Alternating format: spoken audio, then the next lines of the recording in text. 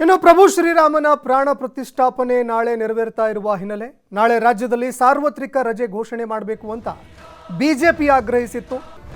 ಬಿಜೆಪಿಯ ಈ ಆಗ್ರಹಕ್ಕೆ ಬಾಗಲಕೋಟೆಯಲ್ಲಿ ಸಚಿವ ಆರ್.ಬಿ. ತಿಮ್ಮಾಪುರ್ ಸ್ಪಷ್ಟೀಕರಣ ಕೊಟ್ಟಿದ್ದಾರೆ. ಬಿಜೆಪಿಗರು ತಮ್ಮ ಅಭಿಪ್ರಾಯವನ್ನ ಹೇಳಿದ್ದಾರೆ, ಅದರಲ್ಲಿ ತಪ್ಪೇನಿದೆ ಅಂತ ಪ್ರಶ್ನೆ ಮಾಡಿದ್ದಾರೆ.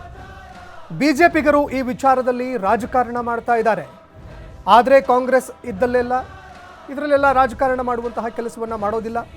ಕಾಂಗ್ರೆಸ್ನವರು ಹಿಂದೂಗಳಲ್ಲ ಅಂತ ಹೇಳ್ತಾರೆ, ನಾವು ಹಿಂದೂಗಳು ಅಲ್ವಾ ಅಂತ ಪ್ರಶ್ನೆ ಮಾಡಿದ್ದಾರೆ. ಬಾಗಲಕೋಟೆಯಲ್ಲಿ ಸಚಿವ ಆರ್.ಬಿ. ತಿಮ್ಮಾಪುರ್ ಹೇಳಿಕೆ ಕೊಟ್ಟಿದ್ದಾರೆ.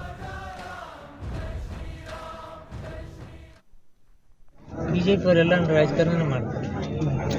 ಬಿಜೆಪಿ ಅವ್ರು ರಾಜಕಾರಣ ಮಾಡ್ತಾರೆ, ಕಾಂಗ್ರೆಸ್ನವರಲ್ಲ. ನಾಳೆ ರಜೆ ಆಗತ್ತ ಸರ್? ರಜೆ ಕೊಡಬೇಕಾಗಿತ್ತು ಇಲ್ಲ, ಎಲ್ಲ ಅವರೇ ಹೇಳುದು. ಕಾಂಗ್ರೆಸ್ನವ್ರು ಹಿಂದೂಗಳಲ್ಲ ಅಂತ ಹೇಳುದು ಅವ್ರದಾಗ ಪ್ರಶ್ನೆ.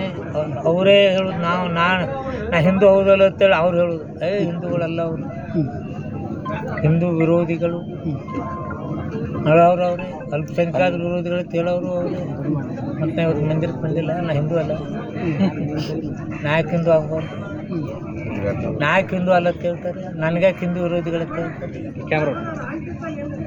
ಅವರೇ ವಿರೋಧಿಗಳು. ಇವ್ರು ಎಲ್ಲ ಜಗಳ ಹಚ್ಚಿ ಅವ್ರಿಲ್ಲ ಇವ್ರಿಲ್ಲ ನಾವು ಒಟ್ಟ ಇದೀವಿ ಅಂತ ಹೇಳ್ತಾರಲ್ಲ, ಎಲ್ಲರೂ ಇದೀವಿ ಅನ್ನೋದು ಅವ್ರ ಕಲೀಲಿ.